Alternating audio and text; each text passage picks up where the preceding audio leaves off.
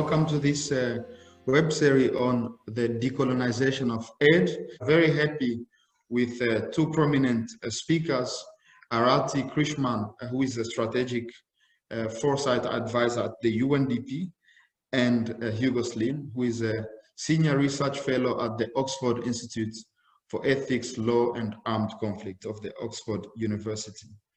Both speakers will introduce will share with us their reflection on ethics and morality of international aid and decolonization for 10 minutes.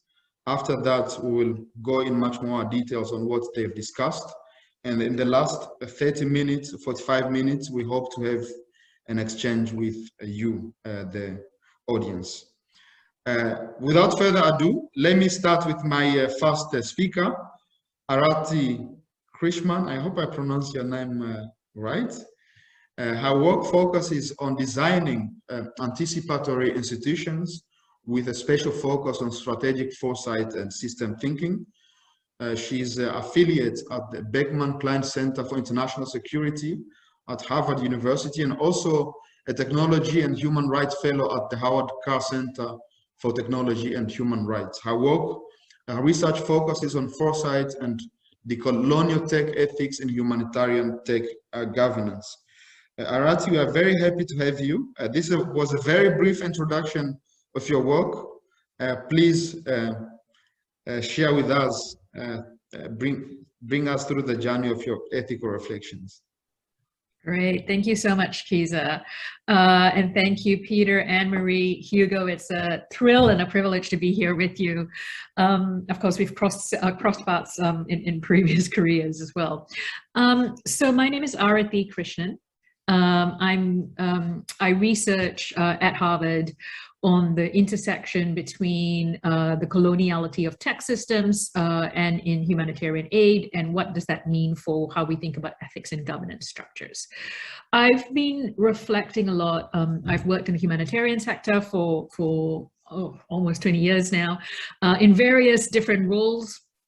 And I guess where I land in the conversation of decoloniality, and that's sort of the phrase that I use, is there are three things that really strike me in this conversation. And I don't want to repeat stuff that was talked about in the previous sessions. Tamam, in particular, whom I greatly admire, does hit the nail on the head when he talks about paternalism. But I want to talk about what does the fundamentals of coloniality mean within this aid system? And it becomes, yes, there's donor issues, there's funding issues, but there is a fundamental personal lens to this.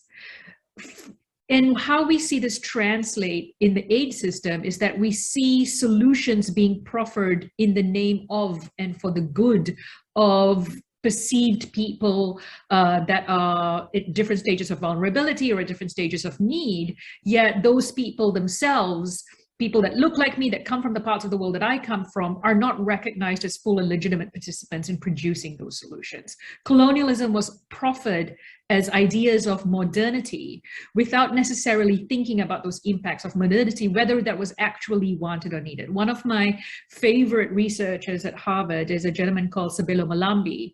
And Sabelo, proffers this provocation where he says, what is the use, or what is the good of human rights frameworks when we don't recognize the humanity in others? So one of the key principles for me when I think about my journey in this space is the idea of positionality. What is the gaze that we put on the world when we make the decisions we make? And the choices that we make, and do we recognize the humanity of others in that? Now, colonialism, the argument of decolonization, is often packaged as a diversity. It sort of gets folded up as diversity and inclusion, more people around the table. It's often a binary argument between white and people of color, but I would argue that aspects of positionality also influence that. I'm a person of color. I was born in Malaysia. I grew up in Australia. I now live in New York. I have a certain amount of privilege. The gaze that I have of the world and the position that I hold influences the decisions that I make. I cannot be preferred to speak on behalf of others that may look like me or come from the parts of the world that I come from. And these are arguments we don't normally have. the argument of coloniality isn't just between race, it's about caste, it's about class. And these are also elements of the argument we don't have. The second point I want to say here is around where do ethics fall into this? And the idea of the principles of ethics I fundamentally believe in. There's a lot of what my research is focused on. But one of the things that I am, I guess, unlearning through this process is this idea of whose ethics, for what purpose? Who does these ethics benefit? Do ethical philosophies actually link to how different community values and how they see themselves? And I want to draw on ideas of Ubuntu philosophy, for example. Ethical frameworks traditionally are European in origin. They speak about being logical, being relational. Ubuntu philosophy often draws on this idea that I am a person through other persons. I am because we are. And it forces us to earn our personhood through how we treat others. How do ethical philosophies that we use in humanitarian aid draw on these types of frameworks or different types of philosophical cultural frameworks that might help expand our worldview of what is right or what is wrong and who gets to determine that? It's those decision-making structures.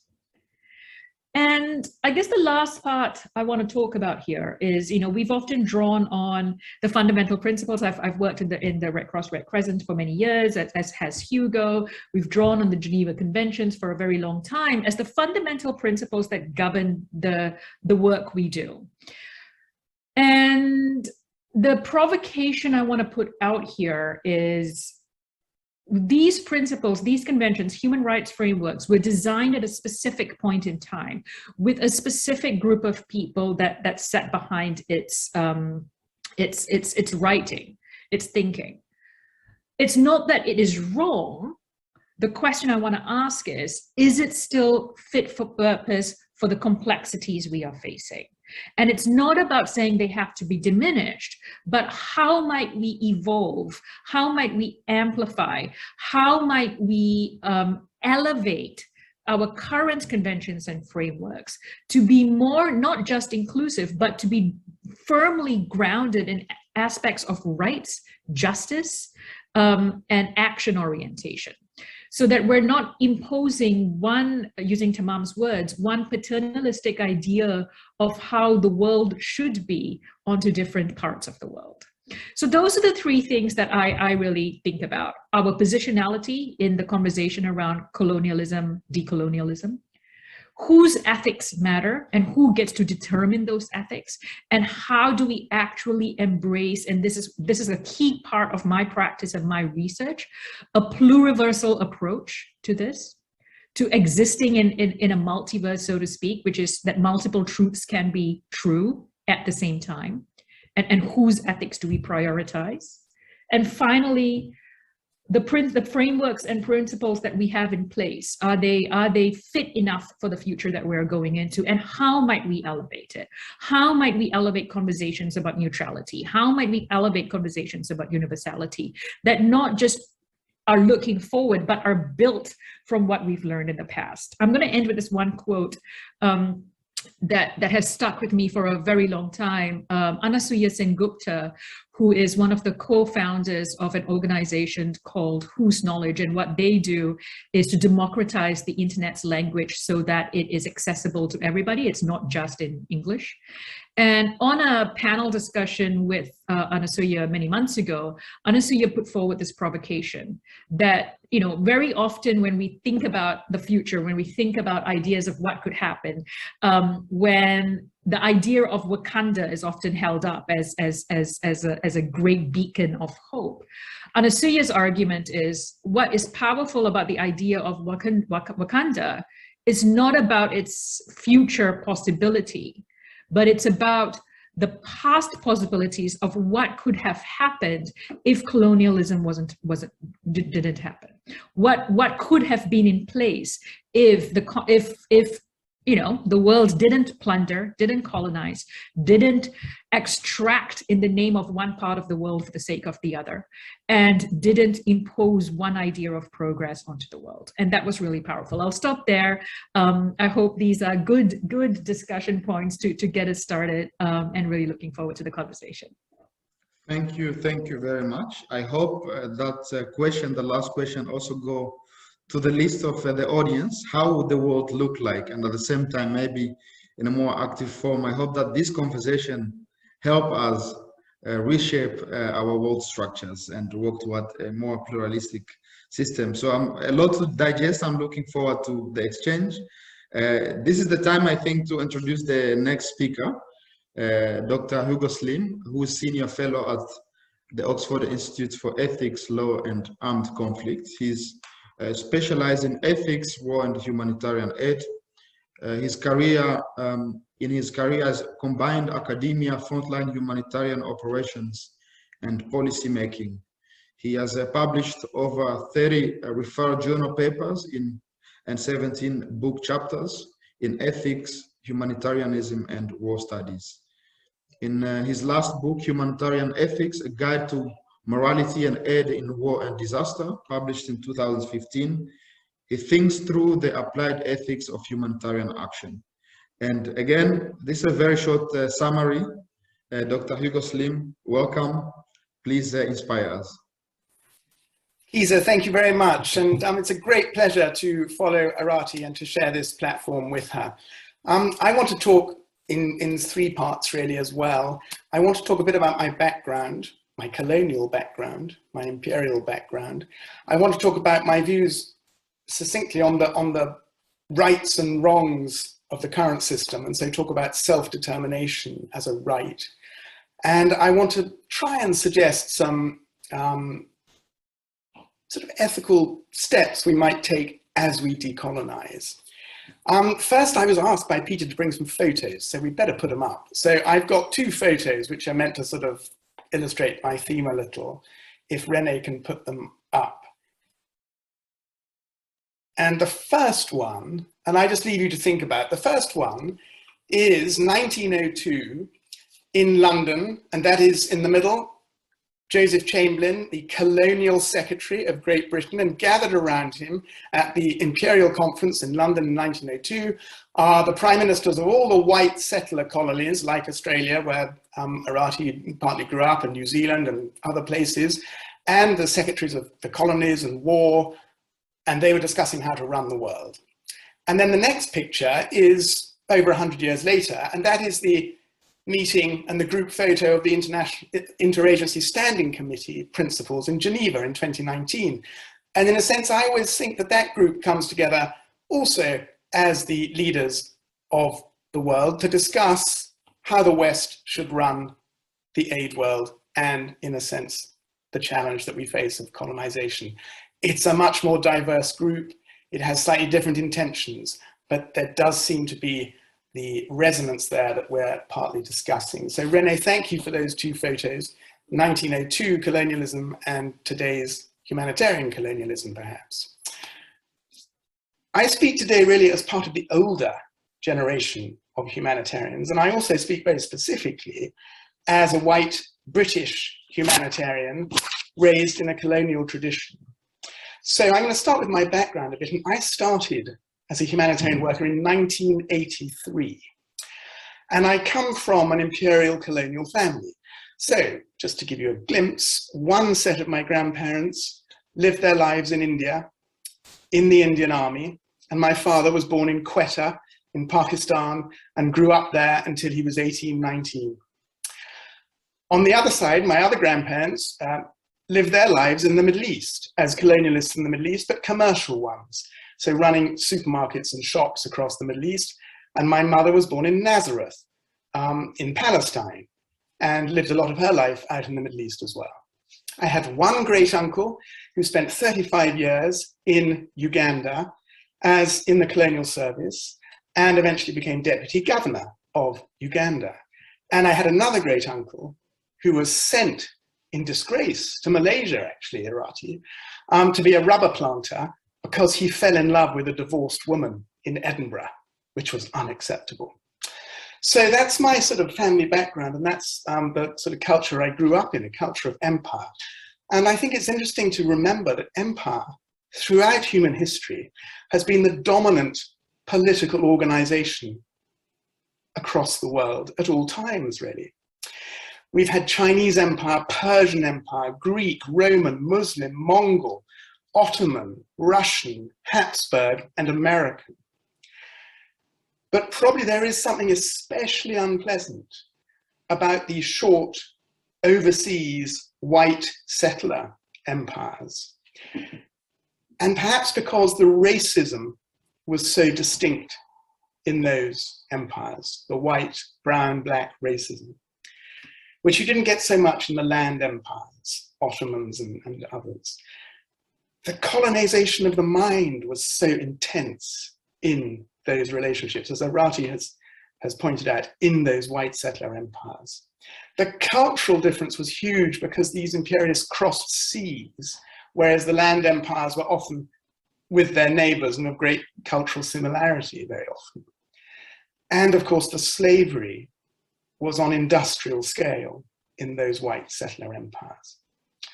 So in 1983, I became a humanitarian in a British imperial tradition.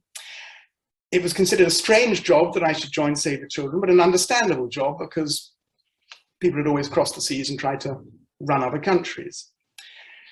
When I joined Save the Children in 1983, the Director General was the former Permanent Secretary of the Colonial Service, and 3 of the 4 directors of Save the Children were ex-military people who'd fought in the decolonisation wars for Britain.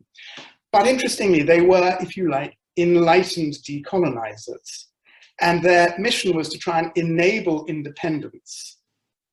And in that process, and in the years afterwards, I became, I suppose, a bit more radical in my view.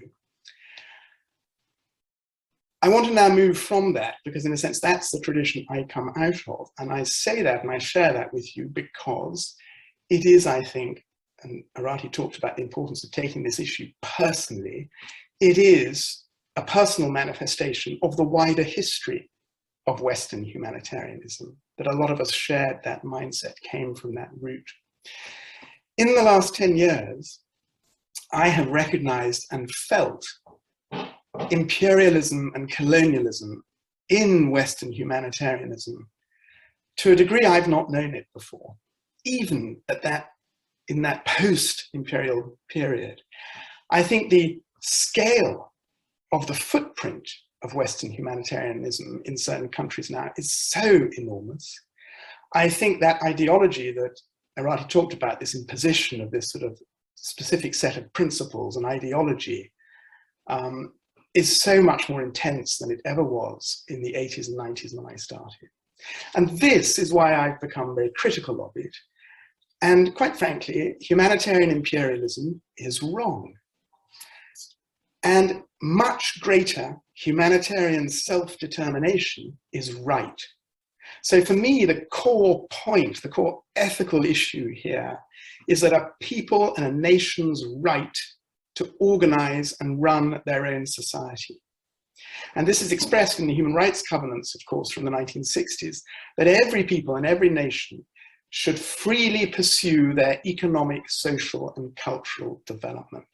And I think that commitment to self-determination sets us on a road to the kind of pluriverse that Aarathi is talking about. So people have a right to shape and lead their own humanitarian institutions and organizations. But this right also comes with duties.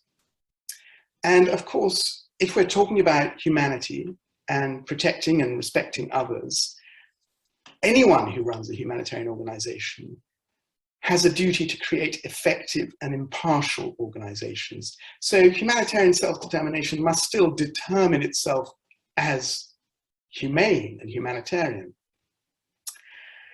And the money they receive is for humanitarian results.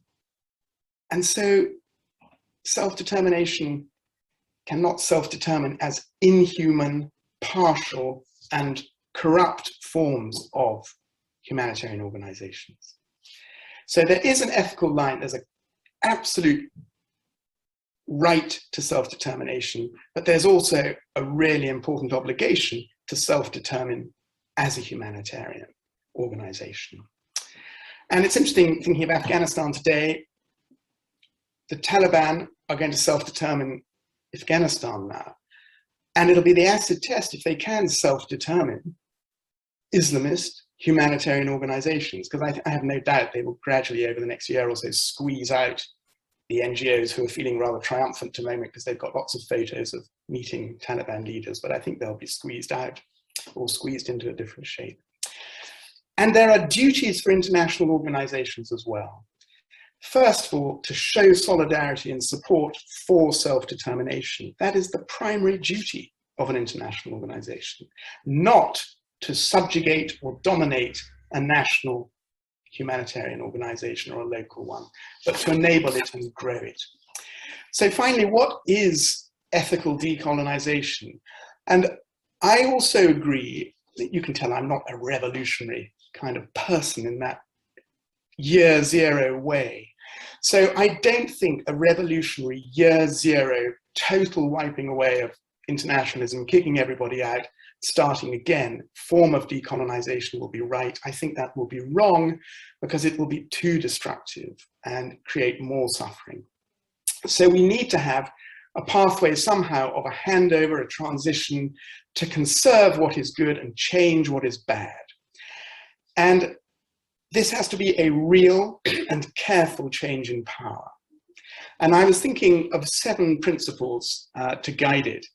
And these are just me thinking, and of course they're Western logical thinking that Aarathi can rightly challenge. But my first principle of any transition is it must be fast change. It has to be fast for 2 reasons: to remedy injustice, which is happening all the time by a colonial system, and to act prudently now to create the national organizations we need for the climate crisis. Because international organizations and colonial humanitarianism will not meet the climate crisis challenge. The second principle must be one of mutual care. I think growing new organizations, creating and self-determining national organizations will be very hard.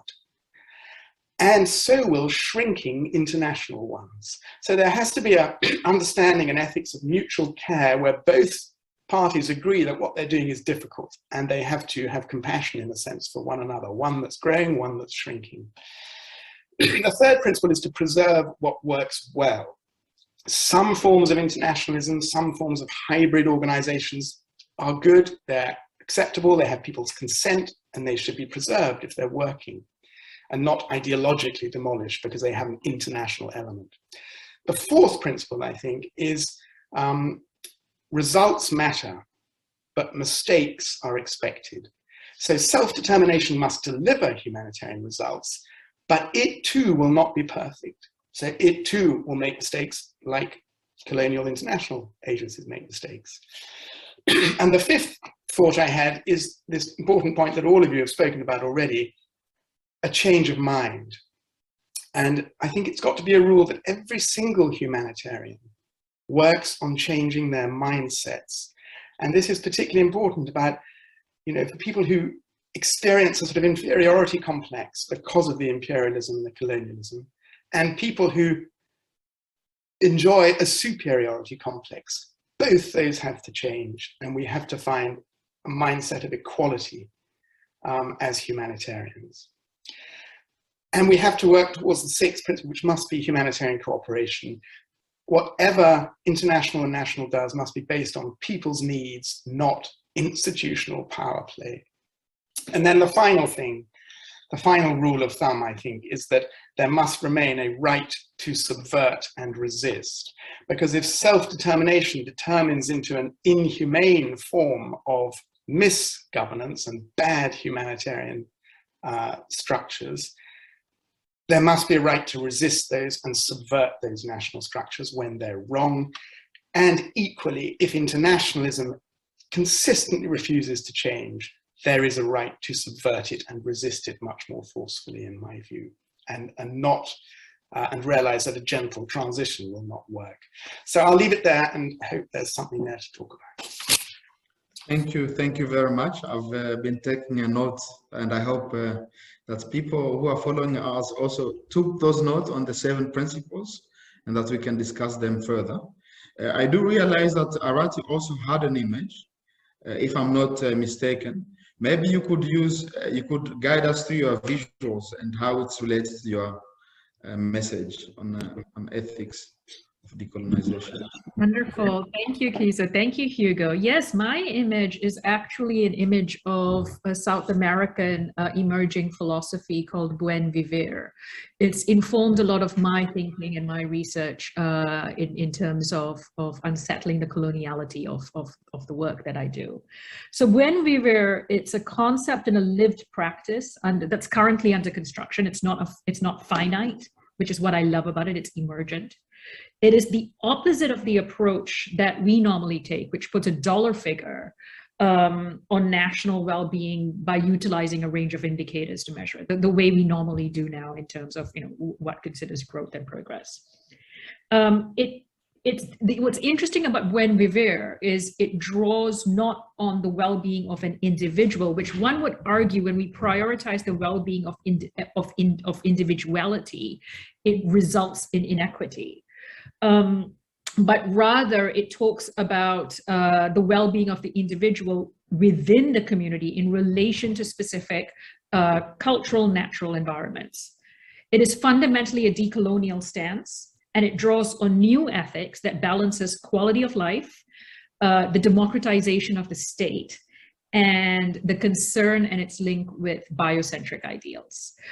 So it's this idea of the link between planet, between people, that I really like, and it informs a lot of it's influenced, and it has I guess inspired my thinking about what new forms of what the next could be in my world. Yeah, thank you.